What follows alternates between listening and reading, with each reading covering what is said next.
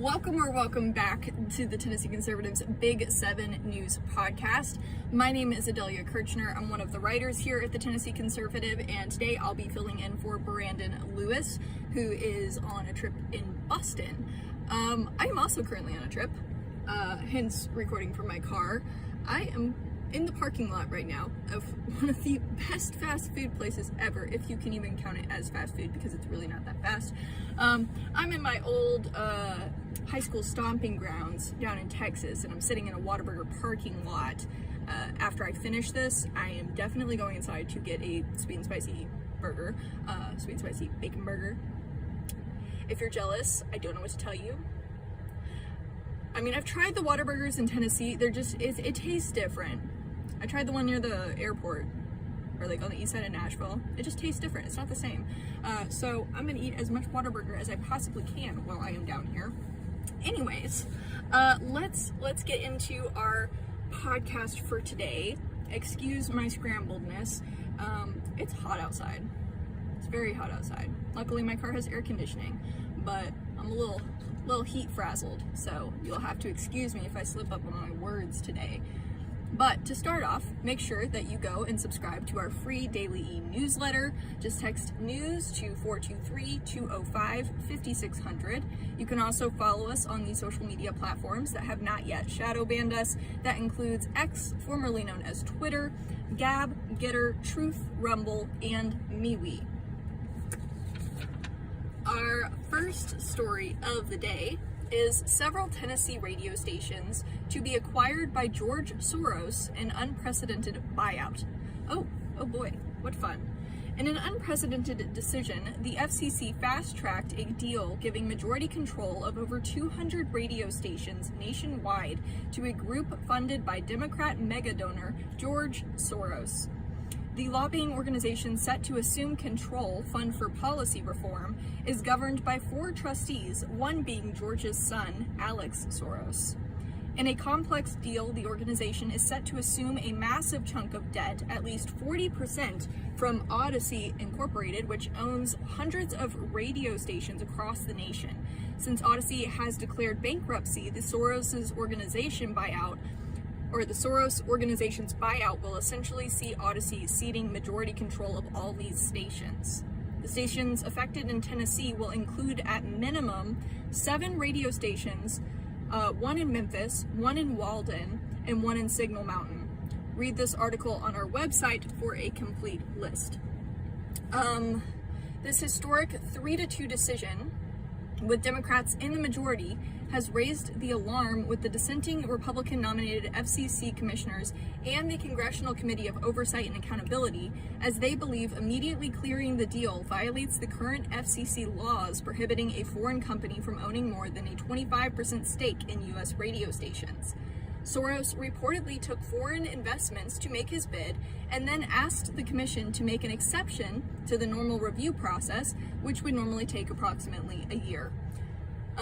So that's nice. We love George Soros around here. For those of you listening on audio only, you can't see my face, but it looks incredibly amused. Okay, next story is kids attend drag shows and R-rated performance at biggest pride festival in Tennessee, supported by liberal churches and Democrat politicians. Knox Pride, touted as the largest pride festival in all of the South, was supported in person by local liberal churches and Democrat politicians who marched in the parade held on Friday night.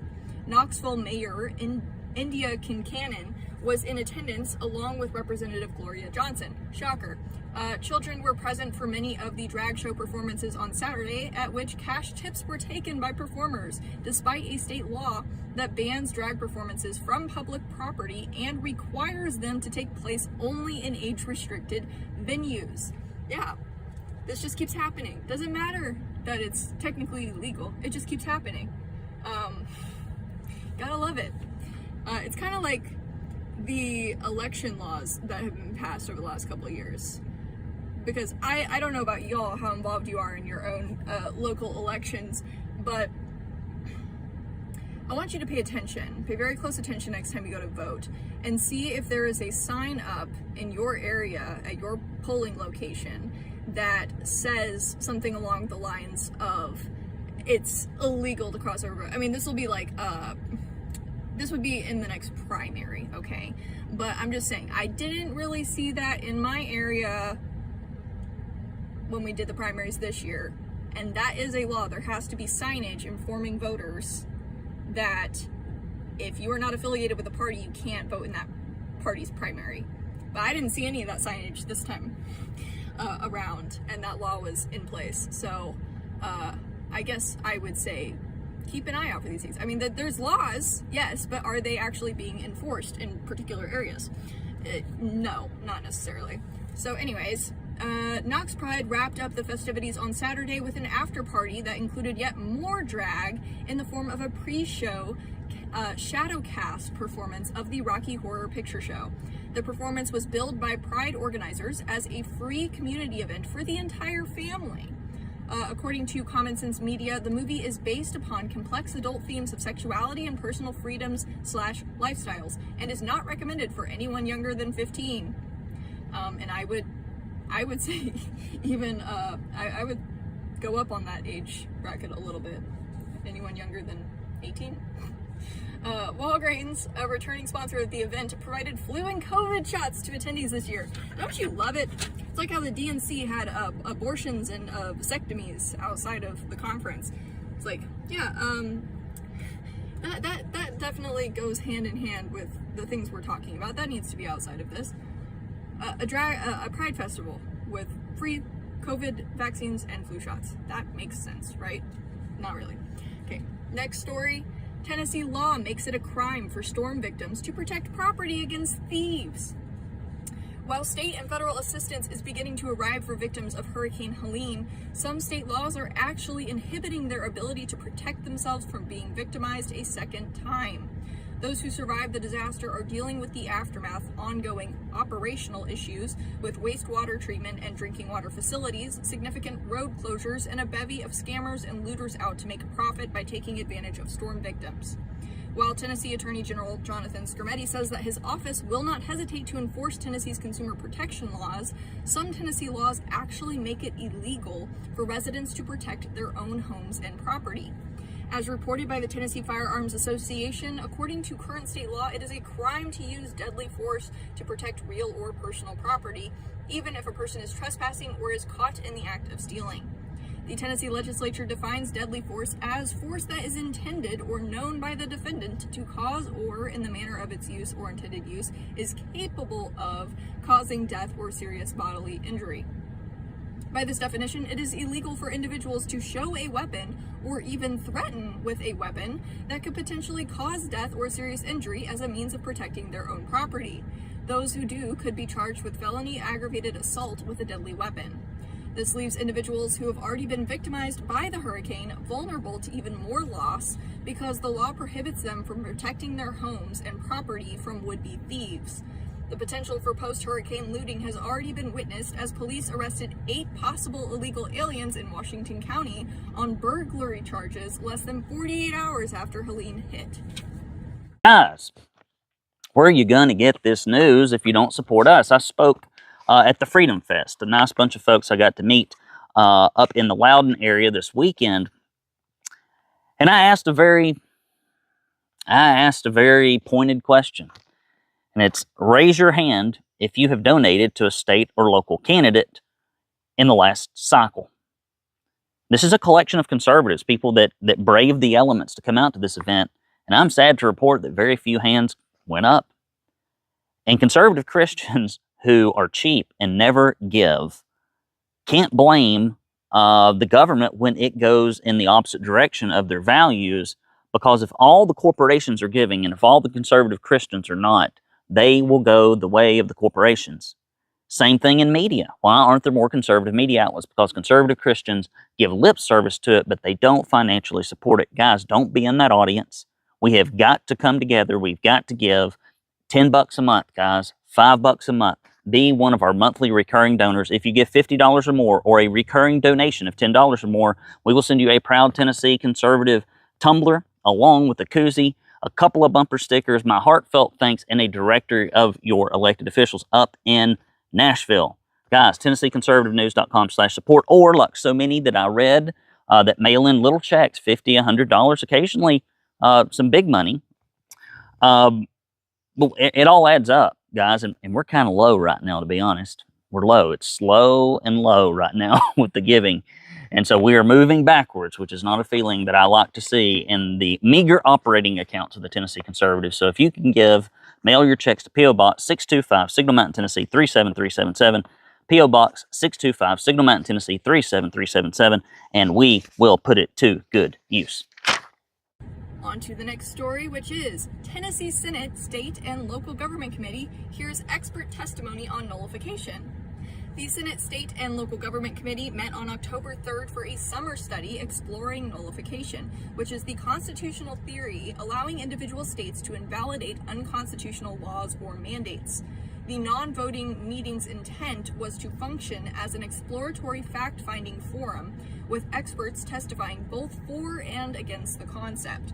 This meeting will help the committee determine if there is merit in pursuing another nullification bill and the approach they could take to ensure its success. Senator Janice Bowling, though not a member of the committee, was present and stated that the General Assembly does, quote, all believe in nullification, especially given the previous joint resolutions passed by the legislature in 2016 and 2021 and attempted bills advocating for nullification. It was later indicated that she will potentially again propose nullification legislation during the upcoming legislative session, which starts in January. The floor was then open to witnesses in favor of nullification.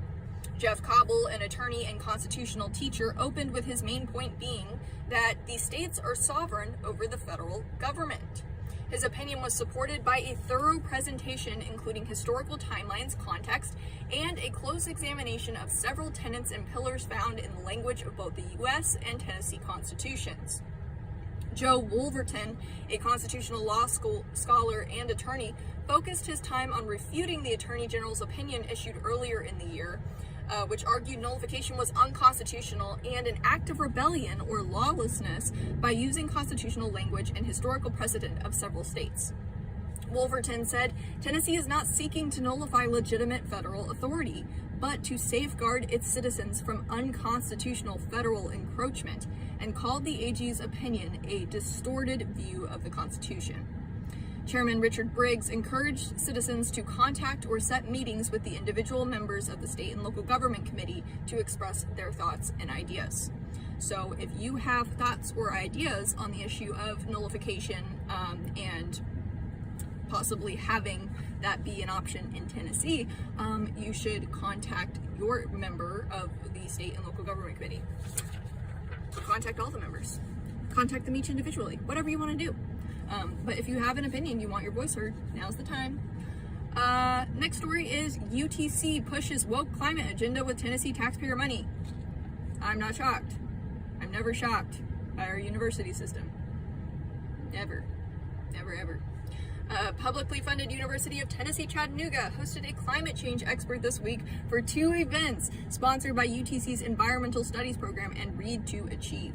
Kathleen Biggins, founder of Sea Change Conversations, gave a presentation on Tuesday evening at a climate change primer in what is billed as a rational, nothing but the facts discussion. Biggins, who created her lecture series in 2014, is part of a team that travels all over the United States, hoping to sway moderate and conservative audiences into taking the climate change agenda seriously with their, quote, nonpartisan, innovative, science-based presentation, unquote. End quote. Whatever.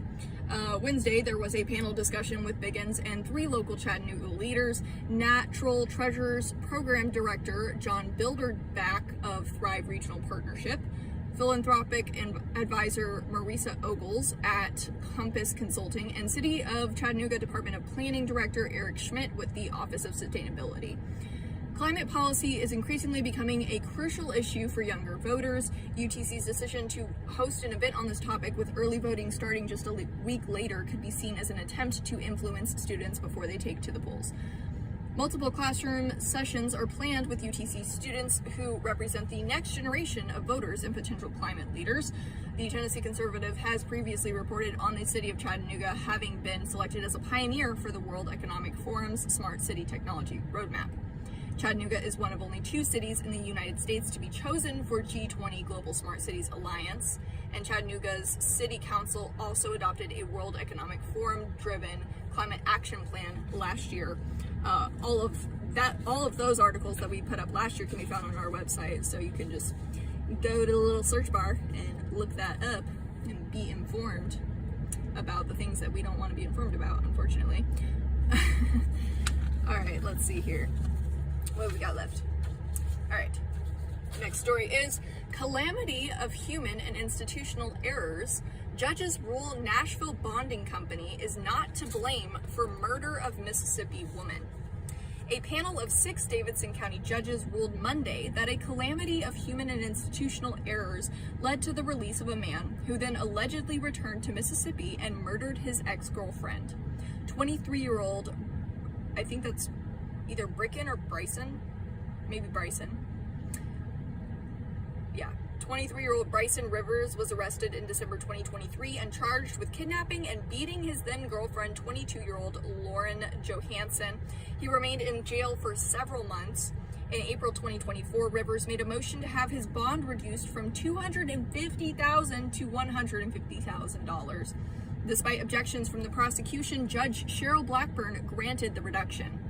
As a condition of that bond, Blackburn required that Rivers wear a GPS monitoring device and remain in Davidson County.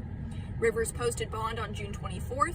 $75,000 was paid by Brooks Bail Bonding and the other $75,000 by on-time bail bonds. According to Julius Sloss, Chief Deputy Clerk for the Davidson County Criminal Court Clerk's Office, one of their employees failed to include those conditions when the release was sent over.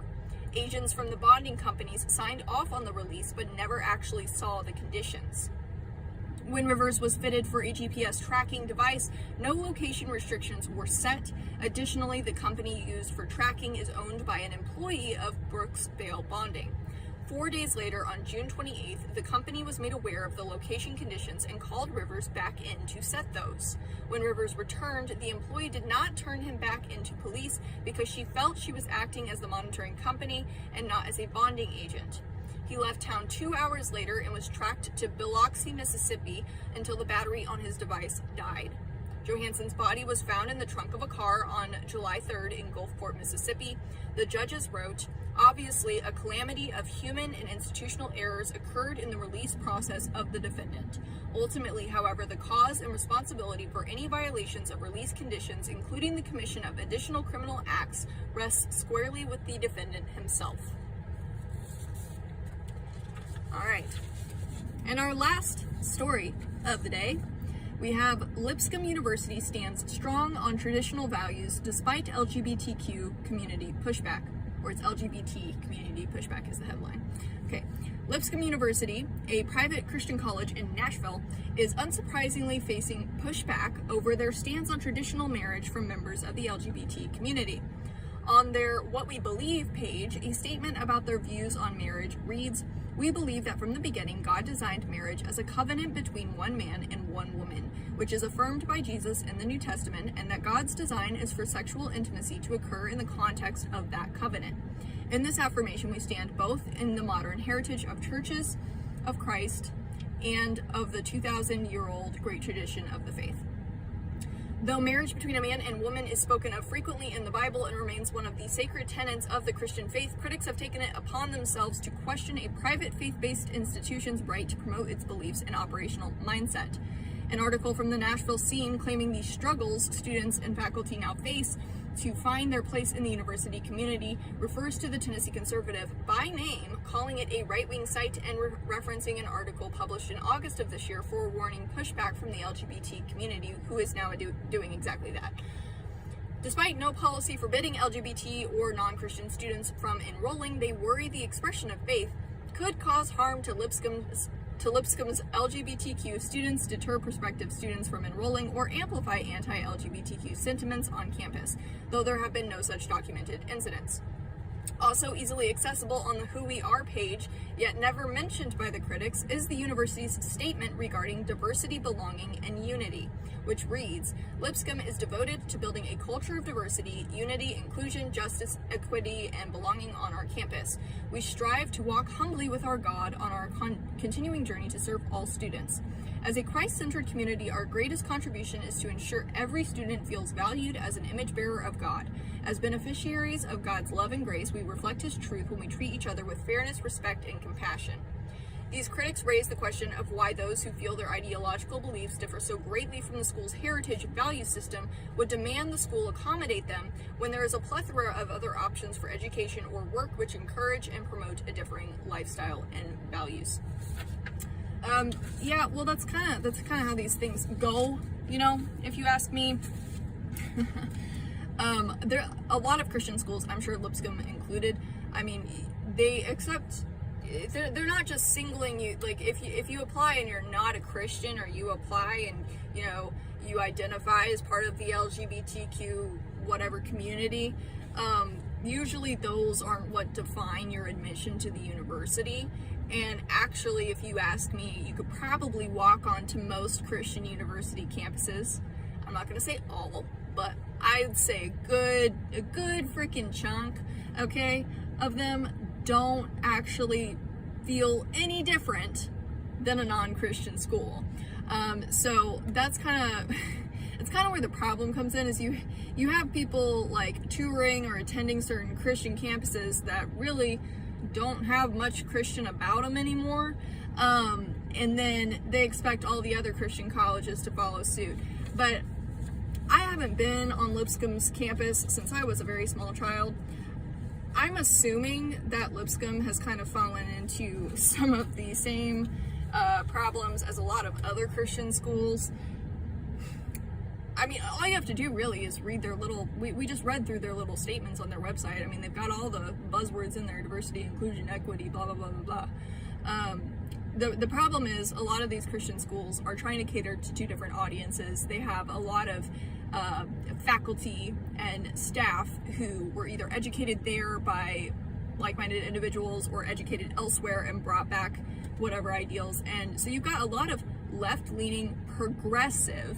The problem isn't being left-leaning when it comes to, you know, whether or not somebody can teach at a Christian university. The problem is being progressive, because a lot of progressive ideals and belief systems don't line up with being a Christian. But you walk onto these campuses, I guarantee you most of the faculty is probably not quite in line with what you would think somebody teaching at a Christian university should be, if that makes sense. So really, I don't know why there's as much pushback as there is when it comes to Lipscomb, because if there are LGBTQ students enrolled there, they're still enrolled there. It can't possibly be that bad. It's in Nashville, for goodness sake. Okay, it can't be that bad. Come on now. But yeah, that's what I got for y'all today. If you want the full and complete rundown on all or a single one of our stories, whatever, okay, I encourage you to read more, but if you just thought one was particularly interesting, you can find all of that on our website.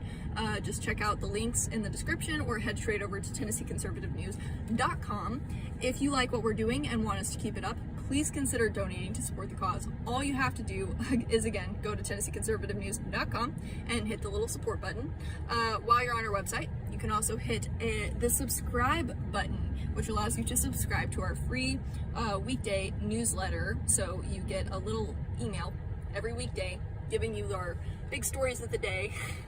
And yeah, don't forget to check out the Tennessee Conservative podcast on your favorite platform and leave us a 5-star review. It helps us out so much. As always, your listenership is appreciated, your readership is appreciated, and we'll be back next week with another Big 7, Lord willing. Thank y'all so much. Bye-bye.